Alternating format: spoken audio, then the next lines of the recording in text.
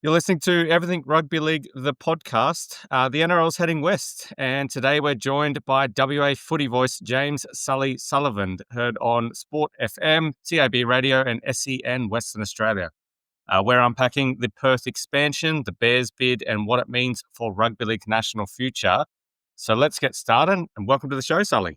Hello, Keith, Stuart. How are we, boys? Very well. Good. Stu, you keeping well, my friend? I am keeping very well. Good to have Sully on to talk about some current news with the WA club coming in. Before we do that, Sully, we'll just get a bit of an introduction. Tell us about how you came to love the game of rugby league. And another question, did you play for the Leeton Galloping Greens growing up?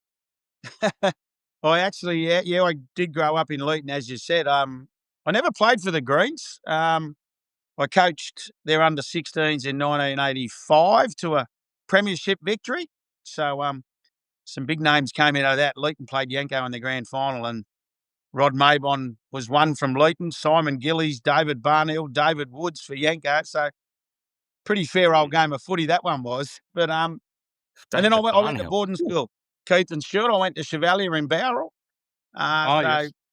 So I played union at boarding school, actually. So went on with it, and then mate, the journey of life, and did start in Leeton, but I was lucky enough to I had 7 years playing cricket in England, 92 to 99. That was some great memories there as well, and came back, got married here in Canberra actually, and then we moved to Perth. So the journey sort of started there with the love of, in particular, Western Australian Rugby League.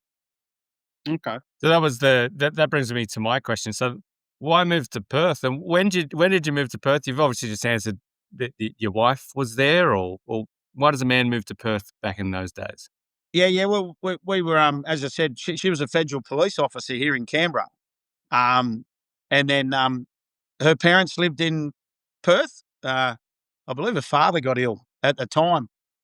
So we just said, right, we'll go. So we had, our oldest child was born here in Canberra, and then the two youngest were born in Perth. So that started things up in how it sort of, well, that was the move. That was the bottom line. And it took me a couple of years to get involved in the local league over there. Actually, Rachel and I were laughing about it earlier. We got divorced, but we're still close friends. And then the boys, they were playing, well, the oldest one was playing Aussie rules. And he said, Dad, I wouldn't mind having a crack at league. So that started my journey with the South Perth Lions and rugby league in general in the West.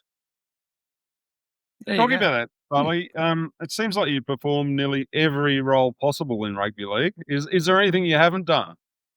Nah, I've never sort of strapped. There you go.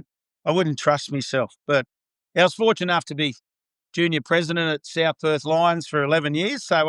And coached at the same time, and now a proud life member of that club. But more importantly, it was just, seeing the kids happy. And as I said, I've been lucky enough to coach some pretty talented kids, but and they've gone on with it now. So yeah, Stu, you know what I'm like, mate. I like to keep busy. There you go. Yeah, I once interviewed a guy who, I think he ran Joondalup Giants. Is that Joondalup? Joondalup, that's it. But coming to, I'm sure, the part that people want to hear about the most, which is the all the innuendo that we are set to finally have the return of Perth, whether that be under the Bears or Perth Bears, WA Bears. It's going to be the Bears. What was your initial reaction when you heard the news? Yeah, I sort of sat down and just took it all in. We're still waiting for that rubber stamp, aren't we? Just to go, But obviously, I was over there a couple of weeks ago for the double header, and it was all a little bit flat. A lot of people you're talking who thought, oh, here we go again. But to the hard-working team, John Saxon and his team, and just so many people who've been involved with rugby league over there for a long time. And they were there, obviously, with the Reds many, many years ago. I wasn't there then. That was before my time. But I think just the joy, and I'll be totally honest, and like this year, our first grade comp over there has gone to 6 teams, as you know, that's good. But they'll come. The end of the day now, people will come because there'll be an opportunity. And and I think it's great. We're going to work hard. Don't worry about that. They've got 18 months to get things in shape. But trust me, and I will say this to everybody on the Everything Rugby League podcast, it will work. There is a healthy appetite, and people say, "Oh, you got this, you got that." No, the AFL and the basketball and the soccer, for an example, the union as well. They love sport. The Western Australians love sport. If they get it right, obviously the word is Brad Arthur, and that's what I'd heard probably a month ago. His wife's from Western Australia, or family, has bought a house at Coogee, and he's ready. He only signed that 1-year deal at Leeds, didn't he? And a lot of Yes. people thought, why is that? Why is that? But it's all come to roost now. So that's obviously the rubber stamping, naming a coach, and then obviously a CEO. The big one, boys, is the recruitment manager, isn't it? To be totally honest. Absolutely. And obviously Brad with a connection to the Eels, who knows? Will happen there. But it's exciting times, but trust me, it will work. Yeah. Great. Well, there was a number of bids. There have been a number of bids over the last few years. What do you think the NRL went for Perth over, say, a second New Zealand or another Queensland club? I think what we've seen in all sports, Stu, is if you get that little bit of government support, it's all well good to have the private shareholders, but things can go wrong. My humble opinion is that the WA government support, who knows how much it is. Obviously, he's got a problem over there at the moment, Roger, with an opposition leader called Basil Zemplis, but we won't go into that. So to answer your question, mate, I personally feel that it's that government support which has probably been the winner. Yep. Yeah, I well, agree. I agree wholeheartedly. And I noticed that. Stu, did you notice that as well? Which is the fact that there's nothing that any of the private bids could have done in this round of expansion. And I'm obviously a Warriors fan, so I'm sort of biased towards thinking about the South Island New Zealand bids. Some of them one in particular had so much money behind it, and we're not privy to it, but we're talking hundreds of millions of dollars if you include the academies and the infrastructure that they were looking to set up. But no matter what they can do, no matter what the cash converters guy, Peter Cummins, could do, the NRL seemed to only really want government-backed bids. And then went with Perth and Papua New Guinea. Did you notice that private enterprise was led along a little bit? Yeah, from what I saw, I know David Moffat had a bid there from Christchurch, and he wasn't very happy with the way things went. But yeah, obviously they didn't have the government. New Zealand government's not going to fund another rugby league team. But yeah, definitely. Peter V'landys seemed to be very focused on, Roger Cook and the WA government and getting them on board, rather than as you say, the cash converters model. Yeah, and this is me getting sidetracked a little bit, so sorry guys, but I noticed that the New Zealand Warriors are probably the only team currently in the NRL that have no chance of getting some kind of state government funding for a centre of excellence. All the New South Wales teams had the Let's Go Halves opportunity, where the government under Berejiklian and even Mike Baird said, we'll go, whatever you can raise, we'll match it. And you've got these mammoth centre of excellence, $70 million out at Concord for the Tigers, $50 million in Penrith. And then you've got the Queensland teams who they do get some government fundings because they're considered community assets and all that kind of stuff. And then Melbourne are finally getting one as well. So that just leaves maybe Canberra and the New Zealand Warriors, who, with the stadium and centre of excellence, seem to be really disadvantaged compared to the rest of the NRL clubs. But that's just my Warriors. Canberra got some government funding for their centre of excellence. So just the Warriors then. New South Wales actually put some money in even there. So yeah, just the Warriors. Yeah. Okay, I digress though. Sully, what's my next question? What lessons can be learned from the Western Reds era? Yeah, I think a number have. Obviously, off the top of my head, as I said, I wasn't there, but I think the way it just went about, wasn't it? Just that I think the big thing you asked me it'd be nice to just have that little bit of local flavour in these signings as well. And I mean, men that have been over here at the moment, like off the top of my head, Royce Hunt. People might not Yes, realise. Kalgoorlie. He's a Yeah. Kalgoorlie boy, played for the Willagee Bears, came in and lived in town. And Josh Rogers, obviously the Broncos halfback, he's a North Beach boy. And there's some other lads running around in the New South Wales Cup, Ron Massey, Jersey Flag. So these sort of guys, that's the way, obviously Q Cup as well. That's the way I sort of be looking at it, just to give that little bit of, don't throw, you only got a certain amount of money, don't forget. And I think that's a big thing. You don't want to see it wasted. Yeah, talking about WA and the rugby league scene there, do you think it's grown and matured a lot since the Western Reds era? It was hit, Stu. It took a hit. I'm not going to lie there. And the last few years, it's sort of we've had the 5 teams, so we've dropped off a bit, but just slowly but surely. And it's junior numbers, which are very, very impressive. They're quite high. But as I mentioned, we're 6 teams this year in the first grade comp. So that Willagee Bears have come back in. Excuse the pun, but yeah, the Bears back into the NRLW local comp, which is enormous. And as I said, you got the likes of Ellenbrook, who strong club, but just don't feel like they're ready for first grade yet. You got the Alchemist Tigers, who are just that above Joondalup, Keith, is just enormous now. I was over there a couple of weeks, went for a drive up the freeway. Oh my God. And big rugby league people. They're a big population. So I think in the next couple of years, especially with the expansion, I can see Ellenbrook and Alchemist all of a sudden we've got an 8-team local comp, which is so important for the depth of this NRL franchise. Definitely. I guess my input there is I've heard numbers be bandied around, but prior to any real movement around this NRL team coming in, the number that was always bandied around was 4,000 registered participants, and it seemed to remain around that number on Wikipedia and stuff like that for over a decade there. And then the number that Andrew Abdo said on NRL 360 this week was back when the Perth or WA Reds were a product in the ARL or in the NRL, actually ARL. They had up to 15,000 registered participants, and now there's around 5,000 or 6,000 registered participants. I don't know where those numbers are coming from, but you got, in my opinion, the Perth team did nothing wrong back in the 90s in the fact that they were set up for fail. They're a victim of politics, in my opinion. They played out of the WACA, a terrible, terrible ground to watch rugby league at, in my opinion. Back in a day where Perth had just over maybe 1 million people, Perth now has over 2 million people and a proper rectangular stadium. And on top of that, almost like, or exactly like we see in the English Super League towards the French teams now, Perth were forced to pay for all the accommodation and travelling costs of all of the East Coast teams.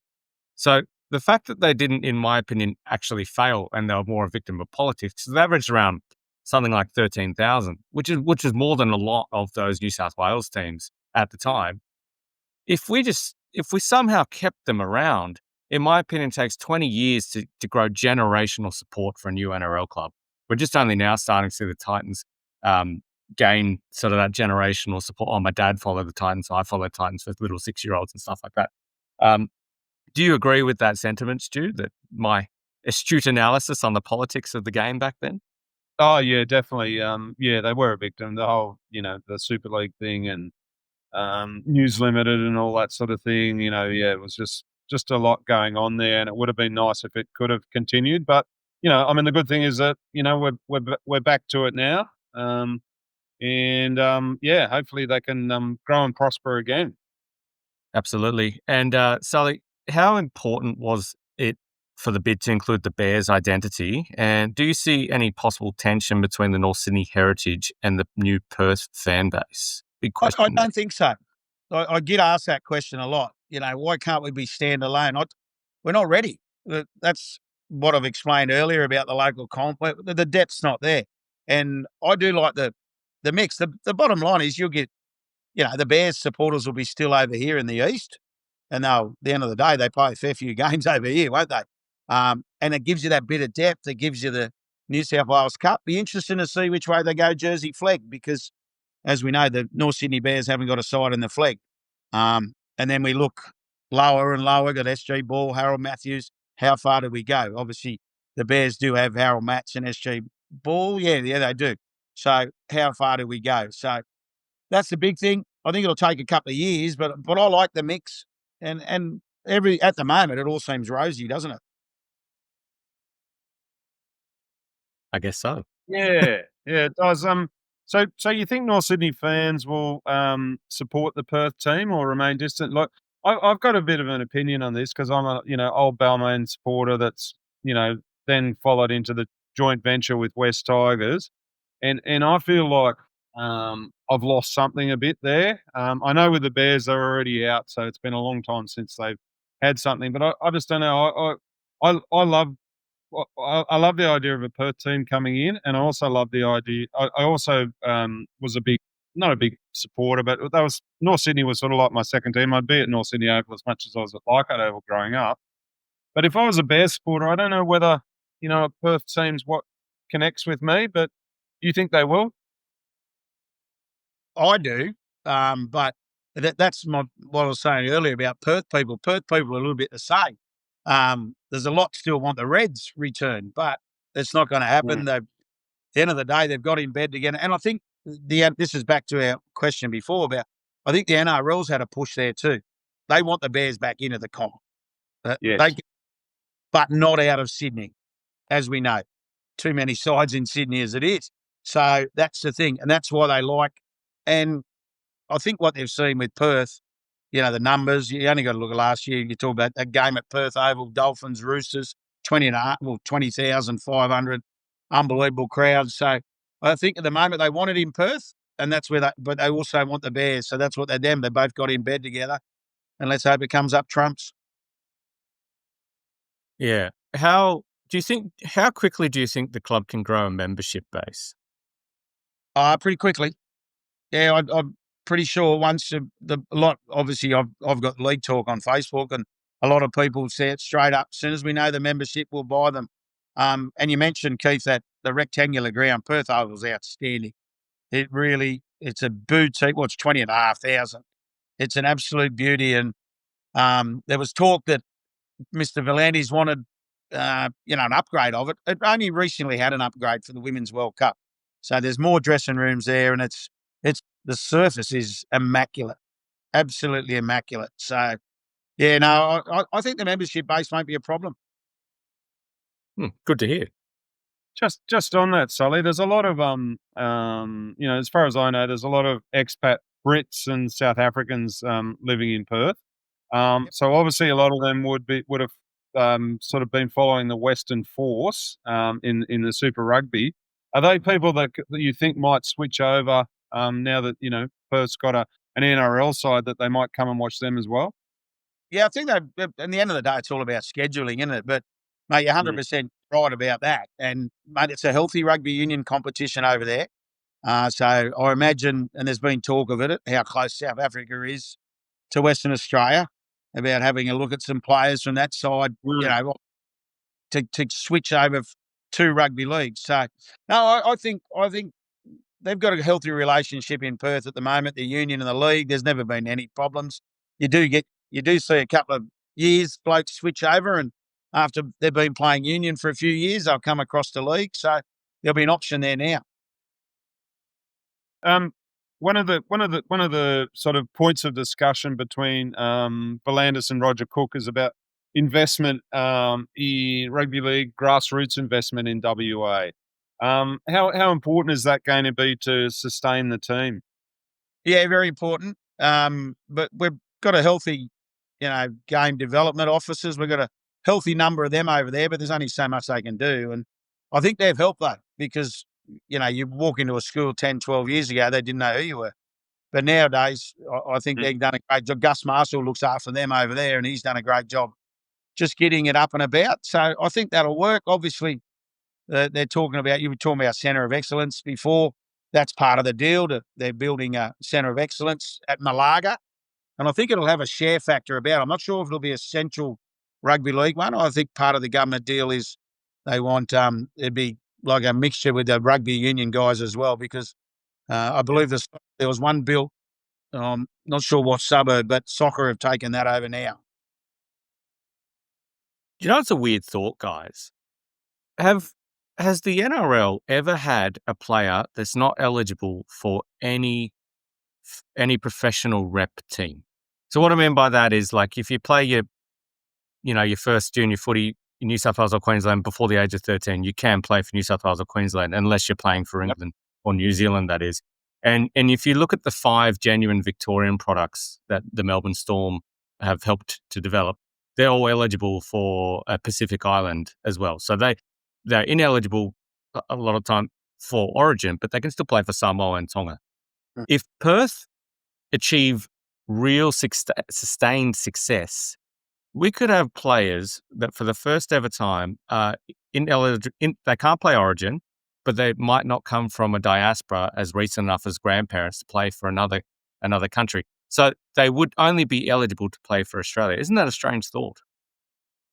Yeah, it's an interesting one. I haven't in the past. I don't know. I don't know if this is true or not, but the past when players have grown up playing in Darwin or WA, haven't they sort of been transported into Origin teams at different times? Is there been cases of that? I thought, particularly Queensland is likely to do it. I mean, they'll transport anyone into the Origin. Will Chambers is an NT product, wasn't he? Yeah, Will Chambers it. Yeah, but because obviously we got the South Africans will be sweet because we do have a South African rugby league team, don't we? Yes, so that's the right. Rhinos. That's right, the Rhinos. And so they'd be sweet. It's an interesting one. As you say, we've got to sort of be interested to see who pops up and plays, basically. I think Matt Peterson, not Matt Peterson. Does Matt Peterson have anything to do with WA back in the day, or was that just America Tomahawk? He was a WA junior. Yep. Yeah, there you go. The repository. It's all up here, Sully. It's all up here. But anyway, coming back to my next question, is HBF Park the right stadium for now? And what are the plans for the future facilities, academy setups, etc.? So we did touch on this briefly, but maybe just to consolidate. Yeah, no, HBF I love. As I said, I still call it Perth Oval. It's a beauty. As you said, you get 15,000 in there. It makes a fair bit of noise. Obviously, the academy stuff that'll get started. It's pretty healthy over there at the moment. They got and this will just really, really, the news of this it'll save a lot of parents from booking air flights over to certain places like Canberra. I'll use Canberra as an example because the last few years we've had 4 WA boys come over. You've had a few board with you, haven't you, Sully? I have, Stu. Yeah, that was Perth Central, really, for a couple of years. So, no, and we sort of had that relationship. The Raiders did it a couple of years with the South Perth Lions with a talented Boyd come over and just did the pre-season with the Harold match. So that just exposes them to a little bit of footy as well. So I think it'll all be sweet. As I said, the big announcement's just got to be, it's got to be rubber stamped, and then Brad after my work to do once he's announced. Yeah. Talking of recruitment, do you think the Perth Bears or whatever they're called will initially rely on marquee signings or build slowly with junior development or possibly a combination of both? Yeah, it'll be a combination of both, I think. But there's going to be, the nucleus year 30 be, I would have thought, guys from the eastern states at the moment, obviously. So looking around the local comp, I won't say no, but obviously they'll be brought into development squads and just once they get it on. And don't forget that they'll be still the North Sydney Bears will still be playing in the New South Wales Cup. So there's the tie-up. Yes. There's guys, they've been in the last 2 grand finals of our knock-on effect New South Wales Cup. So that sort of scenario is there for those guys as well. I should know this, but who are the Bears the feeder club to currently? Melbourne, isn't it? Well, Melbourne will have to piss off. Then I think they got everything their way after the fall of the Reds, the Mariners, and who else fell that they got all the players from when they were founded? There was another one in there. Yeah, I'm not maybe the Rams, Robbie Ross and those kind of players. Anyway, my next question is, how much of a commercial and broadcast advantage is the Perth time zone, and could Thursday or Sunday night Perth games become an NRL feature, do you think? Yeah, well, Thursday that could be that second, if they want a second game on that Thursday night. We all know the time slot on the Saturday night, obviously, but you can't play all your games on a Saturday night, can you? So, Mm. Mm. Sunday would be a good one. Obviously, with that with the later game on the Sunday, they play. Well, you can nearly have three on a Sunday now. If it was a 4:00 kickoff in the West, 6:00 kickoff here, which would work after the earlier games over here. So that's It's one of the selling points, wasn't it? When you hear about rugby league in the West, it is the time slot which works out perfectly. Definitely.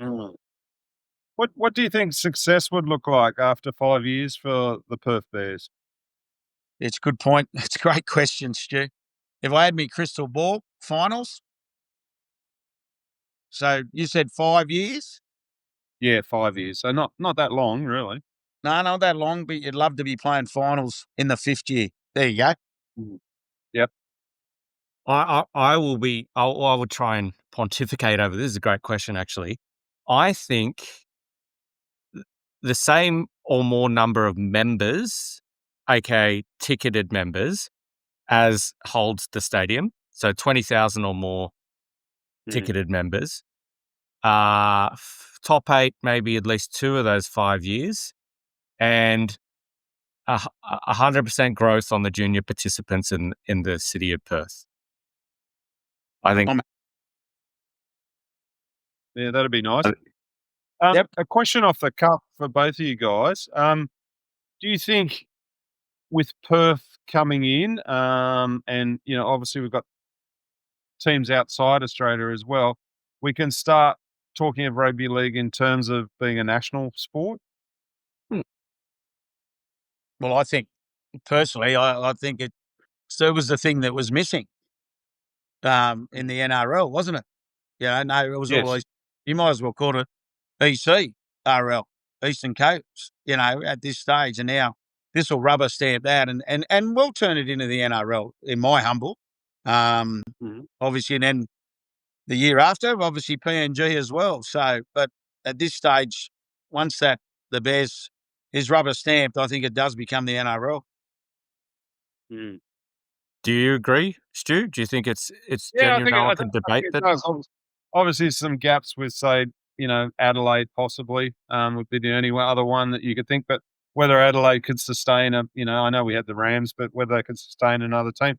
But we've also, got the advantage of we have, a New Zealand team, and we'll have a Papua New Guinea team too. So, I mean, that's even broader than a national sport. So, I'm just, this is always the argument between AFL and rugby league. Not that I get into those code wars, but I think this sort of really does push us into the national sport sphere, I suppose. I love a good code war, actually. I'm the opposite. So any AFL listeners out there, I don't mean to get you offside because I want you to show up in Perth, but I can say that, yeah, NRL is the most watched sport in Australia. It's indisputable by like 40 million viewers when you throw in State of Origin and internationals. But AFL, yes, you have more revenue, particularly the West Coast Eagle. That's a ridiculous amount of asset base for a sporting club in Australasia. So you guys win on revenue, and yes, you win on attendances. But I reckon outside of a core stadium here in Sydney, if we had 100% sellouts across the whole season, maybe we'll only just surpass the AFL. The reality is that we don't play in stadiums that hold the, No. 50, 60,000 seaters most of the time. We're like the English Premier League, Fulham's never going to move out of the Craven Cottage because they don't want it. It's part of their identity. Sharks play out of an absolute cesspit shithole that something needs to be done about. But it's Shark Park. It's their little home ground. They own it. The club, the fans don't want to move to Allianz or anything like that. There's just a different attendance culture. But Keith, don't you start on Leichhardt, Keith. Leichhardt looks good when the redevelopment that is. How good one last was it comment. on Sunday, mate? It's amazing how packed 15,000 fans can make that stadium look. Yeah. I wonder if I know from being in Adelaide a couple of times, because I'm a big red wine fan, that there is no presence, very little presence for the NRL in there. Yeah. There is a small presence, but certainly not to the degree that Perth has over the years. And I wonder if Perth having a team now creates a little bit of FOMO for Adelaide. Like, it can't be given a true respect as a national city because, it's the only one of the five that doesn't have both codes at a professional level in it. Do you guys think there's something to that? Yeah, possibly. I don't know a lot about Adelaide. You might know more, Sully, about.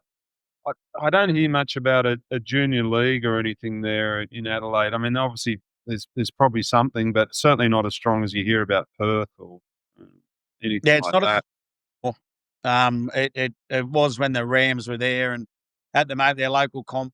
Yeah, they try, and obviously the SA NRL team do. They keep working a bit. Yeah, the juniors the problem. Obviously, it's such a saturated AFL state with the Yes. crowd support. Yeah, definitely.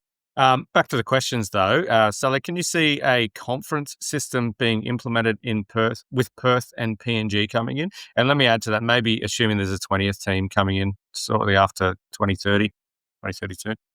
It's probably got to be spoken about, hasn't it? Unless we're just going to play each other once. And obviously, the RLPA wants the shorter season anyway, don't they? Which will allow for more rep football, So, I think that's it. If it's not playing each other once, they have to sort something out, as in conference scenario. I'm not sure what you guys think, but yeah, I think that's the bottom line. I'd love to see us all play each other once and every team is allowed to derby-like games because if there's a second New Zealand team, you want South Island versus North Island twice a year. You want the Roosters versus the Bunnies twice a year, that kind of thing. So the thing is, like, it's Fonzie pointed this out in our roundtable episode, Stu, which is that it's fine to have a 20-round competition, which is what I want to see for the record. But if we're moving to a broadcasting deal that's ever evolving and it's based on subscription fees and not sort of the traditional free-to-air network, you want rugby league having content basically year round. Otherwise, if it only goes for 6 months, then people are only going to be active subscribers, paying members of KO or Amazon Prime, you name it, for those 6 months. Then they're going to cancel and then they're going to rejoin. So the NRL needs to work out how do we reduce the amount of NRL games, but also provide content to ensure that at least 9 months per year has professional rugby league games being played. Any thoughts on that?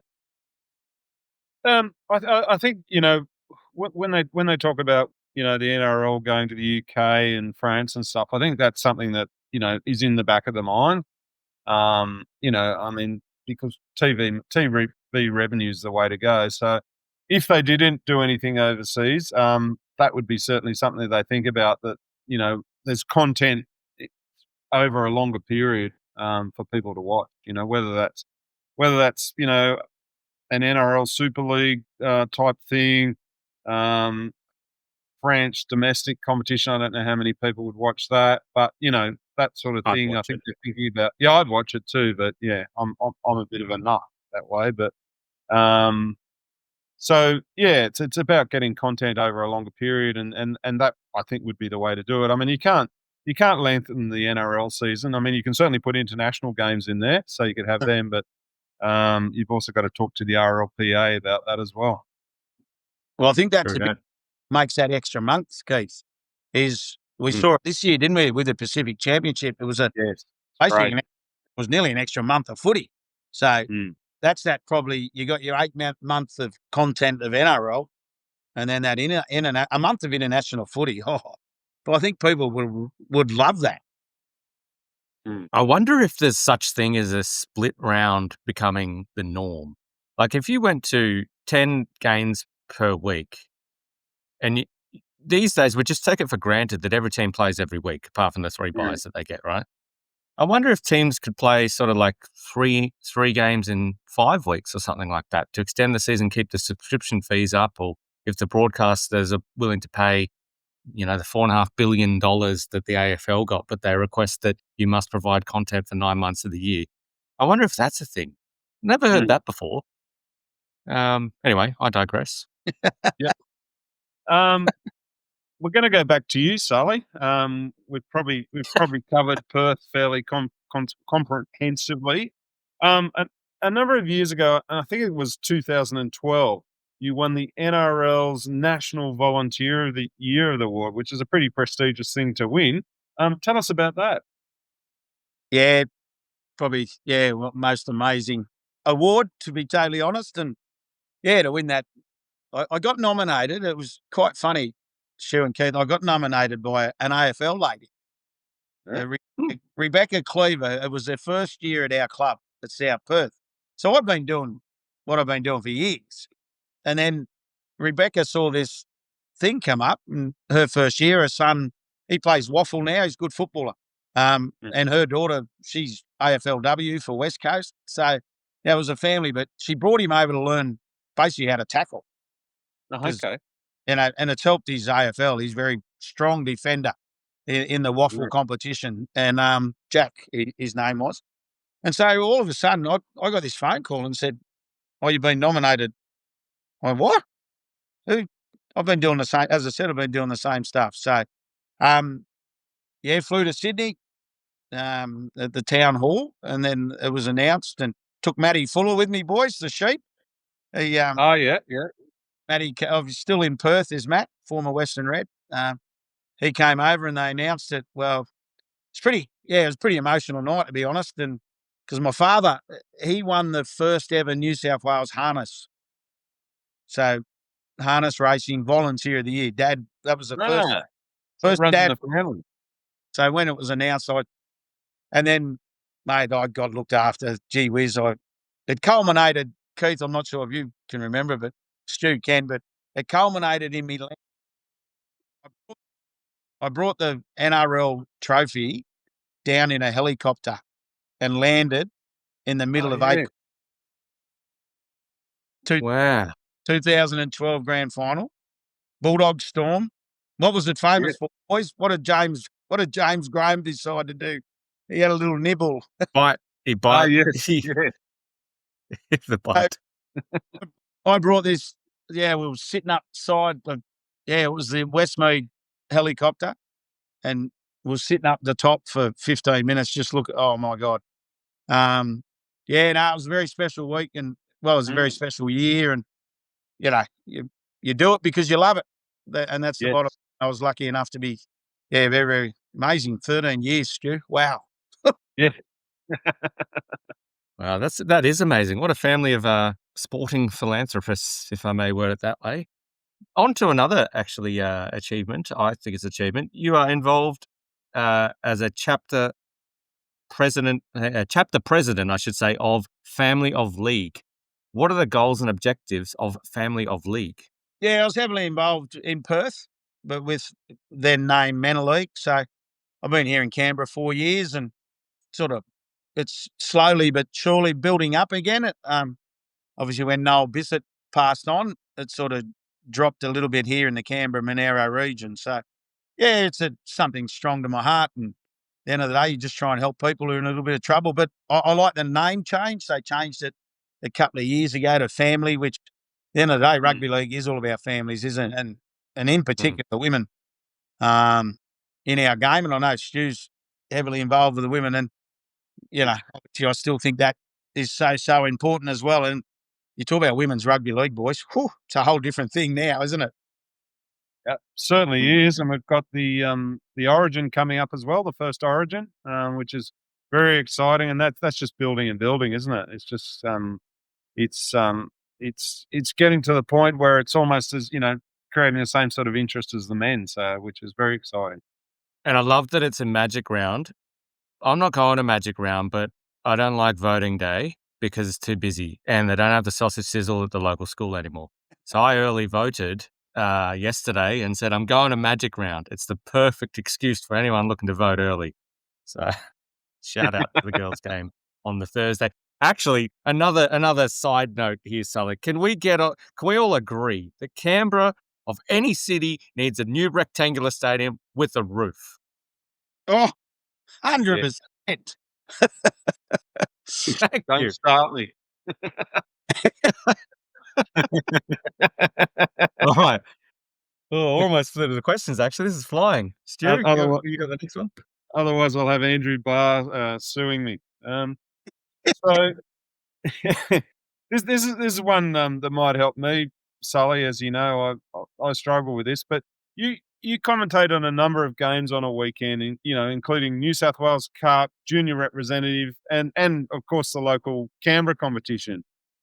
What's the secret to getting the names right when they're often not high profile players? I mean, you go to a ground, you got all these people. They're not people that are necessarily in the newspapers or have a profile on online. Mm-hmm. Great question.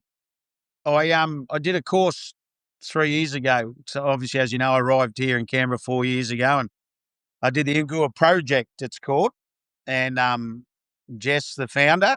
So that was an hour every week, 5 weeks, and basically just learning the vowels and just how to say them, and that's the big thing, as you say. And years ago in Perth, I reckon I used to butcher them at presentations and things like. It does become a very proud sort of thing, and I'm big on making sure they're said right. So, and you'll often see me dropping down to the dressing room just to check, on kids' names and everything like that. Yeah. But yeah, but the Ingua project was the one that really, really helped me with it. And as you say, I do take it quite seriously, to be totally honest. Yeah, shout out to Mark Nwankwanitawase, who's Yep. the new Tino for us, Sulmala Awe. So it took me many months of practice to learn just those two names. So you're well ahead of me, but I nailed those for the record. This one, though. Have you noticed some commentators try to get away by calling him Marky Mark? And Big Tino. Yeah, Big Tino. Yeah. All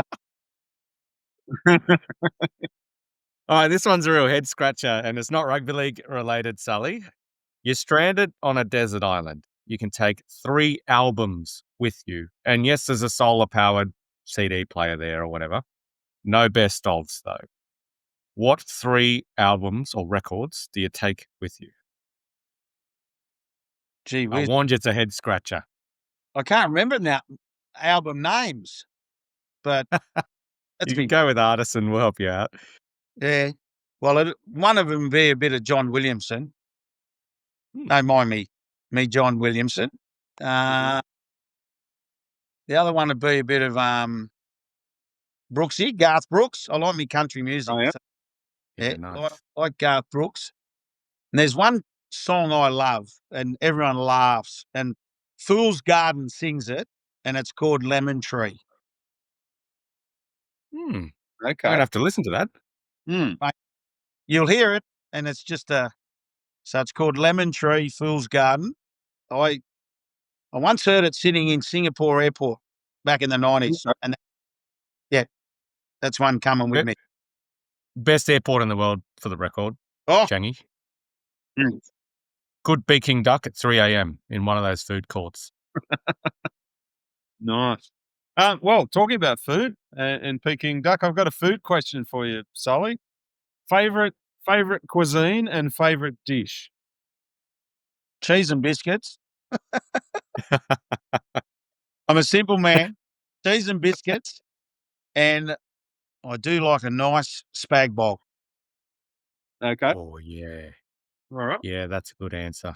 All right. So does that mean Italian's your cuisine? I do. Yeah, I do like my Italian. Yeah, Yep. You can't go wrong, can you? Nah. Being from Big Griffiths next door, growing up, just a lot of Italians in the Leeton area. Yeah. You didn't have anything else on the side growing up near there, near Griffith, did you? No. I'm silly enough without that, Stu. Hey, Sully, we are this has been a blast and we're out of questions. Is there anything that you want to add? No, I'm just, thanks for the opportunity, boys. It's, as Stu knows, I had a wonderful time in Perth, and who knows, I might go back, but I've had a great time. Yeah, real good time since I've come over here and been lucky enough with the calling the footy, which I love. Big day at Leichhardt on Saturday too, boys. I'll get that out. Obviously, the junior reps Grams finals this week. The Lisa Fiola, Tasha Gale, Harold. Oh, actually, the order is Lisa Fiola Cup, Harold Matthews, Tasha Gale, and SG Ball. So massive day at Leichhardt. And Yes, the Warriors, I are in there, Stu. Sorry? The Warriors are in that Harold Matts second year. Yes, They won the first year. They've been doing well in the junior reps. I was following the West Tigers and Lisa Fiola because I know the coach Scott Clark there, and they went very close last week to being in the grand final. Just missed out. I don't know if you commented. Did you commentate that one, Sully? No, I didn't. I was at where was I? Lidcombe last week. Okay. After being at Yass on the Saturday, but the big shock wasn't Elisa Fiola because, well, basically the Bulldogs got beat. Parramatta beat the Bulldogs, and Yes. that was a big. And then Parramatta did the same in the Tasha. So Bulldogs, after looking like they made both. But Keith, you talk about that Warriors, mate. That's unbelievable. That they got an opportunity to go back to back. Now that hasn't happened in the Harold Matthews for a long time, and we thought last year, wow, this is the first year in the comp last year, and these boys are travelling over every second week, and as I said, to go back to back in a junior reps, it's a very, very good effort. It's huge, and this has been what the Warriors have been missing. Everyone asks me, "You're a Warriors fan. Why haven't they won a premiership? Why are they so unsuccessful for 30 years?" And it's the reality is that the junior competition can't compete with the likes of the Penrith or even the Brisbane competition at all. So it's fine to throw the ball around and play like your sort of Stacey Jones, Owen Guttenbill, Ali Lauatiti style mercurial football, but that doesn't win you premierships in the NRL. So finally, and thank you to Mark Robinson, the Warriors owner, all 5 grades are now coming through Australia, which isn't sustainable. I think the NRL needs to absorb the New Zealand Rugby League because it's not a peer. It's not a peer of the Australian Rugby League. Okay, it's on par with the New South Wales Rugby League and the Queensland Rugby League, and it is a massive breeding ground for great young talent. So there needs to be a third league in the in NZRL with the funding of $17 million per year, in my opinion. Yep. But for now, the Warriors have no choice but to go through all 5 of those grades. And we're starting to see with your Leka Halasimas and Dimitri Rayamangas starting to Ali Layatua, they're finally starting to come through. And it's grades like you commentate on, Sully, that you get to see them there first. So you've got a great insight into who's going to be the next superstars, I reckon. So is it Layatua or Layatower? Layatower, you're the expert on the names, actually. It's some kind of portmanteau of his uncle, and because his uncle, I think, is Ali Lauatiti, and it's a portmanteau, so almost like a merged word for his uncle and his auntie or his mum or something like that. It's I need to learn the origins of the name, actually, but it's an interesting one. It's a great. We were talking about what they're doing, what the Warriors are doing. That's something the Bears would love to, in a few years, have that same drive from the juniors up. Because let's look at the Silktails this year. They've won 3 games already in the Jersey Flag. Now it's their second year, and they are coming along nicely. Yes, they're Bulldogs feeder team, are they? Well, minutely, yeah. It was originally the Roosters, I believe. Well, a few players went to the Roosters last year, but I think it's just started with the kick-out scenario, the kick-out academy in Fiji. It's weird, and I know you're just too easy to talk to, Sully, so if you need to go, just basically hang up on us here. But there was a small note that I think Steve Mascord actually pointed out. I don't know where he finds this stuff. Might not have been Steve, actually. It's like a year ago in the parliamentary notes of Fiji from Parliament time or whatever it's called there. And at the end, they had approved the motion that if they get an NRL team, they will build a rectangle stadium with a roof and there'll be 200% tax incentive. So I don't know how that works. What you give money and stuff like that. But no one ever talks about Fiji government actually pretty keen to have an NRL team, so much so they're prepared to build a new stadium and have a 200% tax offset for anything to do with the NRL club. Isn't that an interesting thing? Yeah, it certainly is, and it'd be nice if if that could happen. I'm not sure that Fiji will ever have an NRL team, but we can only dream. Yeah, People talking about Hawaii though. Yeah, chatter about that. I think Yes, that's I a have. pipe dream, but be interesting. Be interested. Mm. You say Fiji not have a NRL team. That's an interesting question because why are they in the Jersey flag? Yeah, well, What's the pathway? Yeah. Look, my understanding is with the Fiji stuff is, they get quite a bit of funding from the Australian government that probably, is also through the NRL as well. So are they looking at a Fiji team, or are they just looking at development or NRL clubs? I'm not sure. I'm not sure it's what a the big enough NRL. island. It's not Tonga and Samoa. With respect to Tonga, who've got 120,000 people across their islands, and Samoa, who've got 300,000. Fiji is a million. Fiji is a million, and there are genuine, not Australian standard infrastructure, but getting there. ANZ has a call center there. Maybe Westpac do as well. So it's a decent sized population to go on. Yep. And if you look at some NRL clubs, they might not have 1 million people in their catchment area, No. but Fiji do. I'm not saying I support a Fiji NRL team, but it's not a ludicrous idea in my mind. Well, one of the options it's been discussed is this Pacific one, isn't it? Where it would be a sort of joint Fiji, Tonga, Samoa type organisation. Any I'm not thoughts sure on that? exactly how that's going to work, but yeah.